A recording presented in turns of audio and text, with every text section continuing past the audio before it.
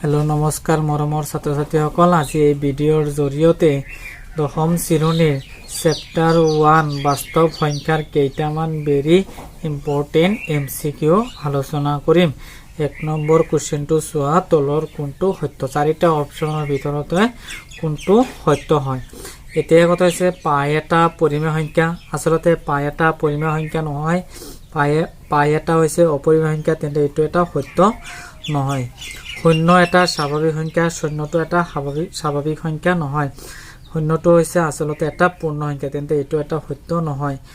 1 এটা মৌলিক সংখ্যা, 1 আচলতে এটা মৌলিক সংখ্যা নহয়, 1 হৈছে এটা স্বাভাৱিক সংখ্যা, এইটো সত্য নহয়। তেন্তে তিনিটা যদি সত্য হোৱা নাই, তেন্তে কাৰেক্ট অপশ্যন কোনটো হ'ব? অবভিয়াছলি ডি নম্বৰটো হ'ব। কিয় হ'ব চোৱা, 12 48ৰ মাজত হৰণ কৰা, ইয়াতে কেইবাৰ যাব? √4 বাৰ যাব, √4। এতিয়া 4ৰ বৰ্গমূল হৈছে 2, তেন্তে এইটো এটা পৰিমেয় সংখ্যা হয়, তেন্তে কাৰেক্ট অপশ্যন হৈছে ডি নম্বৰটো। কুৱেশ্যন নম্বৰ 2টো চোৱা, এটা পৰিমেয় সংখ্যা এটা অপৰিমেয় সংখ্যাৰ যোগফল বা বিয়োগফল হ'ব। চাৰিটা অপশ্যনৰ ভিতৰত কোনটো হ'ব? এটা পৰিমেয় সংখ্যা এটা অপৰিমেয় সংখ্যাৰ যোগফল সদায় অপৰিমেয় সংখ্যা হয়, সদায় অপৰিমেয়, তেন্তে কাৰেক্ট অপশ্যন হ'ব এ নম্বৰটো, সদায় অপৰিমেয়। আৰু কুৱেশ্যন নম্বৰ 3টো চোৱা, দুটা পৰিমেয় সংখ্যাৰ মাজত, এটা কথা তোমালোকে মনত ৰাখিবা, দুটা পৰিমেয় সংখ্যাৰ মাজত সদায় অসংখ্য পৰিমেয় সংখ্যা থাকে, তেন্তে কাৰেক্ট অপশ্যন হ'ব চি নম্বৰটো, অসংখ্য পৰিমেয় সংখ্যা থাকে। মনত ৰাখিবা, দুটা পৰিমেয় সংখ্যাৰ মাজত সদায় অসংখ্য পৰিমেয় সংখ্যা থাকে। কুৱেশ্যন নম্বৰ 4টো চোৱা, √5 এটা, আৰু তোমালোকে জানাই ৰুটৰ মাজত মৌলিক সংখ্যা থাকিলে সদায় অপৰিমেয় সংখ্যা। এই চাৰিটা অপশ্যনৰ ভিতৰত কোনটো শুদ্ধ হ'ব? বি নম্বৰ অপশ্যনটো হ'ব, √5 এটা অপৰিমেয় সংখ্যা। আৰু মোৰ চেনেলটো অনুগ্ৰহ কৰি ছাবস্ক্ৰাইব কৰি দিবা। পৰৱৰ্তী কুৱেশ্যনটো চোৱা, কুৱেশ্যন নম্বৰ 5, তলৰ পৰিমেয় সংখ্যাটো হ'ল, ইয়াতে চাৰিটা অপশ্যনৰ ভিতৰত কোনটো পৰিমেয় সংখ্যা? আৰু তোমালোকে জানাই যিবোৰ সংখ্যা p/q হিত প্ৰকাশ কৰিব পাৰি তাক পৰিমেয় সংখ্যা বোলে। এইটো কাৰেক্ট অপশ্যন হ'ব এ নম্বৰটো। পৰিমেয় সংখ্যাটো হ'ল 2/7, এইটো p/q হিত প্ৰকাশ কৰিব পাৰি। আৰু বি নম্বৰ অপশ্যনটো হৈছে, এইটো হৈছে অপৰিমেয় সংখ্যা। আৰু পাই থাকিলে তোমালোকে জানাই অপৰিমেয় সংখ্যা, আৰু ৰুটৰ মাজত মৌলিক সংখ্যা থাকিলেও এইটো অপৰিমেয় সংখ্যা, তেন্তে কাৰেক্ট অপশ্যন হ'ব এ নম্বৰটো, 2/7, এইটো হৈছে পৰিমেয় সংখ্যা। তাৰপিছত কুৱেশ্যন নম্বৰ 6টো চোৱা, অপৰিমেয় সংখ্যাটো হ'ল, এতিয়া অপৰিমেয় সংখ্যাটো হৈছে এই পাইটো, আচলতে তোমালোকে জানাই পাই হৈছে এটা অপৰিমেয় সংখ্যা, এইটো অপৰিমেয় সংখ্যা। আৰু √4, এতিয়া 4ৰ বৰ্গমূল হৈছে 2, 2 হ'ব এটা পৰিমেয় সংখ্যা, এইটো হৈছে পৰিমেয় সংখ্যা, তেন্তে অপশ্যন হ'ব এ নম্বৰটো। তাৰপিছত কুৱেশ্যন নম্বৰ 7টো চোৱা, তলৰ কোনটো পৰিমেয় সংখ্যা? এতিয়া √2/π, এইটো হৈছে অপৰিমেয় সংখ্যা। তাৰপিছত বি নম্বৰ অপশ্যনটো চোৱা, √2/√8, এতিয়া আমি 8টোক আমি এনেদৰে ভাঙিব পাৰি, ধৰি লোৱা 2√2 এইটো যদি আমি কেঞ্চেল কৰোঁ, মাত্ৰ কিমান থাকিল? এটা 2 থাকিল, তেন্তে 2টো আমি p/q হিত প্ৰকাশ কৰিব পাৰি, তেন্তে কাৰেক্ট অপশ্যন হ'ব বি নম্বৰটো। কুৱেশ্যন নম্বৰ 8, তলৰ কোনটো এটা অপৰিমেয় সংখ্যা নহয়? এই চাৰিটা অপশ্যনৰ ভিতৰত কোনটো অপৰিমেয় সংখ্যা নহয়? আৰু প্ৰথম এ নম্বৰ অপশ্যনত আছে পাই, পাই আচলতে এটা অপৰিমেয় সংখ্যা হয়, কিন্তু তোমাক কুৱেশ্যন গৈছে কোনটো অপৰিমেয় সংখ্যা নহয়, তেন্তে ৰুটৰ মাজত মৌলিক সংখ্যা থাকিলেও এইটো এটা অপৰিমেয় সংখ্যা হয়, এইটো এটা অপৰিমেয় সংখ্যা হয়, কিন্তু এইটো অপৰিমেয় সংখ্যা নহয়। 2.25, ইয়াৰ বৰ্গমূল হৈছে 1.5, এতিয়া 1.5ক আমি পৰিমেয় সংখ্যা প্ৰকাশ কৰিব পাৰি, তেন্তে অপশ্যন হ'ব ডি নম্বৰটো, ডি নম্বৰটো অপৰিমেয় সংখ্যা নহয়। কুৱেশ্যন নম্বৰ 9টো চোৱা, তলৰ কোনটো পৰিমেয় সংখ্যা? এই চাৰিটা অপশ্যনৰ ভিতৰত কোনটো পৰিমেয় সংখ্যা হয়? এ নম্বৰ অপশ্যনত আছে √2/√3, আৰু ৰুটৰ মাজত মৌলিক সংখ্যা থাকিলে অপৰিমেয় সংখ্যা, তেন্তে এইটো হৈছে এটা অপৰিমেয় সংখ্যা। আৰু পাই এটাটো তোমালোকে জানাই এইটো হৈছে এটা অপৰিমেয় সংখ্যা, ৰুট 2 এটাও অপৰিমেয় সংখ্যা। তেন্তে কাৰেক্ট অপশ্যন হ'ব চি নম্বৰটো। আৰু কিয় হ'ল চোৱা, ইয়াতে কিমান আছে ৰুট 3 বাই ৰুট অভাৰ 27। আমি ৰুট অভাৰ 27টো আমি এনেকৈ লিখিব পাৰিম 3 ৰুট অভাৰ 3। এইটো কেঞ্চেল যায়, মাত্ৰ কিমান থাকিব এটা 3 থাকিব। তেন্তে 3টো পি বাই কিউ আৰ হিত প্ৰকাশ কৰিব পাৰি। তেন্তে কাৰেক্ট অপশ্যন হ'ব চি নম্বৰটো। তাৰপিছত কুৱেশ্যন নম্বৰ 10 টো চোৱা, তলৰ কোনটো অপৰিমেয় নহয়। তাৰমানে ইয়াৰ ভিতৰত 4টা অপশ্যনৰ ভিতৰত কোনটো অপৰিমেয় সংখ্যা নহয়। এইটো ৰুট অভাৰ 3 এইটো এটা অপৰিমেয় সংখ্যা হয়। বি নম্বৰ অপশ্যনটো এইটো এটা অপৰিমেয় সংখ্যা হয়।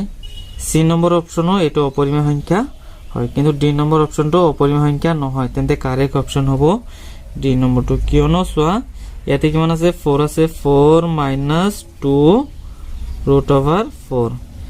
এতিয়া 4 মাইনাছ 2, ইয়াতে মাজত পূৰণ চিন আছে, পূৰণ চিন দিছোঁ। আৰু 4ৰ বৰ্গমূল হৈছে 2। তেন্তে 4 মাইনাছ 2 2 গুণ কিমান হ'ব 4। আৰু 4ৰ পৰা 4 বাদ দিলে কিমান হ'ব 0। 0টো এটা পৰিমেয় সংখ্যা হয়, মানে অপৰিমেয় সংখ্যা নহয়। পৰৱৰ্তী কুৱেশ্যনটো চোৱা, 2.35 এটা। এই 4টা অপশ্যনৰ ভিতৰতে কোনটো শুদ্ধ হ'ব। এ নম্বৰটো আছে পৰিমেয় সংখ্যা, বি নম্বৰটো হৈছে অপৰিমেয় সংখ্যা, চি নম্বৰটো হৈছে যৌগিক সংখ্যা, আৰু ডি নম্বৰটো হৈছে মৌলিক সংখ্যা। এটা কথা তোমালোকে মনত ৰাখিবা, যিকোনো সংখ্যাৰ ওপৰত এনেকুৱা যদি মাত্ৰা থাকে বা বাৰ যদি থাকে, সেইটো হৈছে আচলতে এটা পৰিমেয় সংখ্যা। তেন্তে কাৰেক্ট অপশ্যন হ'ব এ নম্বৰটো, পৰিমেয় সংখ্যা। ইয়াৰ ওপৰত মাত্ৰা থকা মানে হৈছে 3, 5 আৰু 3, 5 আৰু বহুত কেইটা আছে। যদি বহুত কেইটা যদি থাকে তেনেকুৱা সংখ্যাক আচলতে পৰিমেয় সংখ্যা। এতিয়া তাৰ পিছৰ কুৱেশ্যনটো চোৱা, কুৱেশ্যন নম্বৰ 12, তলৰ কোনটো পৰিমেয় সংখ্যা। এই 4টা অপশ্যনৰ ভিতৰত কোনটো পৰিমেয় সংখ্যা। Root 2, root 3, root 4, root 5। এতিয়া কথা হৈছে ৰুটৰ মাজত যেতিয়া মৌলিক সংখ্যা থাকিব তেতিয়া হ'ব অপৰিমেয় সংখ্যা। 2টো হৈছে এটা মৌলিক সংখ্যা, ৰুট 3 এইটো হৈছে মৌলিক সংখ্যা, কিন্তু 4টো আচলতে মৌলিক সংখ্যা নহয়। তেন্তে 4ৰ বৰ্গমূল হৈছে 2। তেন্তে 2টো হৈছে আচলতে এটা পৰিমেয় সংখ্যা, কিন্তু ৰুট 5টো আচলতে এটা অপৰিমেয় সংখ্যা। তেন্তে কাৰেক্ট অপশ্যন হ'ব চি নম্বৰটো। পৰৱৰ্তী কুৱেশ্যনটো চোৱা, কুৱেশ্যন নম্বৰ 13, ৰুট 7 এটা। ইয়াতে 4টা অপশ্যনৰ ভিতৰতে কোনটো শুদ্ধ হ'ব। ইয়াতে তোমালোকে এটা কথাই মনত ৰাখিবা, যেতিয়া ৰুটৰ মাজত মৌলিক সংখ্যা থাকিব, যেতিয়া ৰুটৰ মাজত মৌলিক সংখ্যা থাকিব তেতিয়া অপৰিমেয় সংখ্যা হ'ব। এতিয়াও কথা হৈছে মৌলিক সংখ্যাও হৈছে যিবোৰ সংখ্যাৰ উৎপাদক মাত্ৰ 2টা, 1 আৰু সংখ্যাটো নিজে, তাক মৌলিক সংখ্যা বোলে। এই ৰুটৰ মাজত যদি 2, 3, 5, 7 এইবিলাক যদি সংখ্যা থাকে তেন্তে অপৰিমেয় সংখ্যা হ'ব। তেন্তে অপশ্যন হ'ব ডি নম্বৰটো, ৰুট 7 এটা অপৰিমেয় সংখ্যা। আৰু কুৱেশ্যন নম্বৰ 14টো চোৱা, এইটো ইম্পৰ্টেণ্ট এটা কুৱেশ্যন হয়। এইটো আচলতে পাই হয়, পাই এটা। ইয়াতে 4টা অপশ্যনৰ ভিতৰতে অখণ্ড সংখ্যা, পৰিমেয় সংখ্যা, মৌলিক সংখ্যা, অপৰিমেয় সংখ্যা। ইয়াতে এটা কথাই মনত ৰাখিবা, পাই এটা সদায় অপৰিমেয় সংখ্যা হ'ব। তেন্তে পাই এটা কি সংখ্যা, অপৰিমেয় সংখ্যা। তেন্তে অপশ্যন হ'ব ডি নম্বৰটো।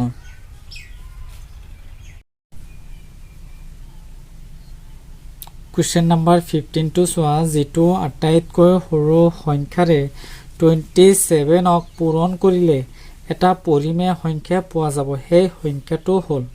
এই ৰুট অভাৰ 27ক এতিয়া আটাইতকৈ সৰু এই 4টা অপশ্যনৰ ভিতৰত কোনটো সংখ্যাৰে পূৰণ কৰিলে এটা পৰিমেয় সংখ্যা পোৱা যাব।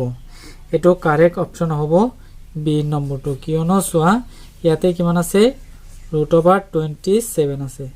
আমি ইয়াত কি কৰিম, ৰুট অভাৰ 3ৰে পূৰণ কৰিম।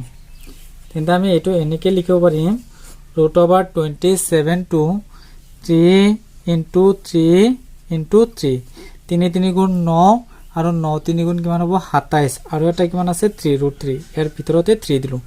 তেন্তে এই দুটা 3ৰ পৰা এটা 3 বাহিৰলৈ আহিব, আৰু এই দুটা 3ৰ পৰা এটা 3 বাহিৰলৈ আহিব। তেন্তে 3 3 গুণ কিমান হ'ব 9। তেন্তে 9টো আমি পি বাই কিউ আৰ আকৃতিত প্ৰকাশ কৰিব পাৰিম। তেন্তে কাৰেক্ট অপশ্যন হ'ব বি নম্বৰটো। তাৰপিছত কুৱেশ্যন নম্বৰ 16টো চোৱা, তলৰ কোনটো সংখ্যা অপৰিমেয়। এই 4টা অপশ্যনৰ ভিতৰত কোন সংখ্যাটো হৈছে অপৰিমেয় আসলতে এ নম্বৰ অপচনটো হৈছে এটা পৰিমেয় সংখ্যা আৰু বি নম্বৰ অপচনটো এটো p বাই q আকৃতিত প্ৰকাশ কৰিব পাৰিম তেন্তে এটো হৈছে পৰিমেয় সংখ্যা আৰু তোমালোকে জানাই পাইটো হৈছে এটা অপৰিমেয় সংখ্যা তেন্তে কাৰেক্ট অপচন হ'ব বি নম্বৰটো আকৌ ডি টো চোৱা তেন্তে 2 ৰ বৰ্গমূল কিমান হ'ব ধৰিলা 4 আৰু ইয়াতে কিমান আছে 11 এটো p বাই q আকৃতিত আছে তেন্তে এটো হৈছে পৰিমেয় সংখ্যা আৰু ইয়াৰ চাৰিটা অপচনৰ ভিতৰত অপৰিমেয় সংখ্যাটো হৈছে সি পাইটো হৈছে এটা অপৰিমেয় সংখ্যা তাৰ পিছত কোশ্চেন নম্বৰ 17 টো চোৱা তলৰ কোনটো অপৰিমেয় সংখ্যা নহয় এই চাৰিটা অপচনৰ ভিতৰত কোনটো অপৰিমেয় সংখ্যা নহয় মানে আসলতে এই চাৰিটা অপচনৰ ভিতৰত কোনটো পৰিমেয় সংখ্যা তেন্তে এটো কাৰেক্ট অপচন হ'ব বি নম্বৰটো আৰু এটো এটা সূত্ৰত মিলিছে এটো হৈছে a plus b বা a minus b a plus b is equal to a square minus b square তেন্তে ইয়াৰ a ৰ মান হৈছে √3 আৰু b ৰ মান হৈছে a ৰ মান হৈছে √2 আৰু b ৰ মান হৈছে √3 তেন্তে a স্কয়াৰ যদি আমি লিখো তেন্তে √2 স্কয়াৰ মাইনাস আৰু b স্কয়াৰ মানে হৈছে √3 স্কয়াৰ তেন্তে এটো ক্যান্সেল যায় মাত্ৰ কিমান থাকিব এটা 2 থাকিব এটো ক্যান্সেল যায় মাত্ৰ কিমান থাকিব 3 থাকিব তেন্তে 2 ৰ পৰা 3 বাদ দিলে কিমান থাকিব -1 থাকিব তেন্তে কাৰেক্ট অপচন হ'ব ডি নম্বৰটো এতিয়া কোশ্চেন নম্বৰ 18 টো চোৱা তলৰ কোনটো অপৰিমেয় সংখ্যা নহয় মানে চাৰিটা অপচনৰ ভিতৰত কোনটো অপৰিমেয় সংখ্যা নহয় মানে কি ইয়াৰ ভিতৰত কোনটো পৰিমেয় সংখ্যা এ নম্বৰ অপচনত চোৱা 3 টো আসলতে এটা পৰিমেয় সংখ্যা কিন্তু √3 টো এটা হৈছে অপৰিমেয় সংখ্যা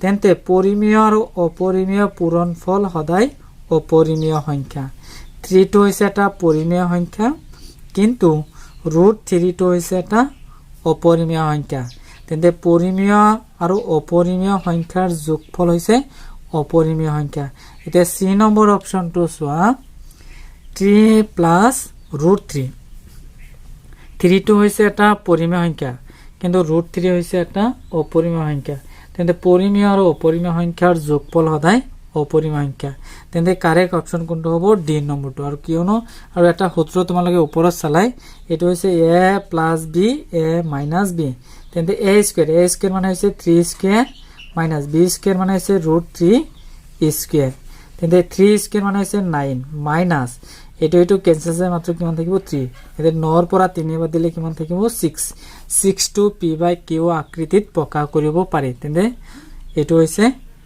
পৰিমেয় সংখ্যা তেন্তে কাৰেক্ট অপচন হ'ব ডি নম্বৰটো পৰৱৰ্তী কোশ্চেনটো চোৱা হন্যক পৰিমেয় ৰূপত প্ৰকাশ কৰিলে হ'ব চাৰিটা অপচনৰ ভিতৰত কোনটো কাৰেক্ট অপচন হ'ব এটা হন্যক পৰিমেয় ৰূপত প্ৰকাশ কৰিব লাগে আমি ধৰি লোৱা ইয়াতে মই এখন 7 লিখিছো তেন্তে 7 এৰ তলত কিমান আছে 1 আছে এটো হৈছে p আৰু এটো হৈছে q মানে p বাই q আকৃতিত হৈছে তেন্তে ধৰিলা 0 তেন্তে 0 তলত কিমান আছে এটা 1 যিকোনো সংখ্যাৰ তলত যদি 1 থাকে তেন্তে 0 তলত কিমান থাকিব 1 এটো হৈছে p আৰু এটো হৈছে q তেন্তে p বাই q আকৃতিত হৈছে তেন্তে কাৰেক্ট অপচন হ'ব এ নম্বৰটো তাৰ পিছত কোশ্চেন নম্বৰ 20 চোৱা p বাই q এটা পৰিমেয় সংখ্যা হ'ব যদি চাৰিটা অপচনৰ ভিতৰত কোনটো হ'ব এনে আমি জানো যে পৰিমেয় সংখ্যা যিবোৰ সংখ্যা p বাই q আকৃতিত প্ৰকাশ কৰিব পাৰি যত p q অখণ্ড সংখ্যা q not equal to 0 তা q ৰ মান 0 হ'ব নোৱাৰিব তেন্তে কাৰেক্ট অপচন হ'ব q ৰ মান q not equal to 0 তেন্তে q ৰ মান 0 হ'ব নোৱাৰিব অপচন হ'ব বি নম্বৰটো আৰু অনুগ্ৰহ কৰি মোৰ চেনেলটো সাবস্ক্ৰাইব কৰিবলৈ নাপাহৰিবা প্লিজ এটা সাবস্ক্ৰাইব কৰি দিবা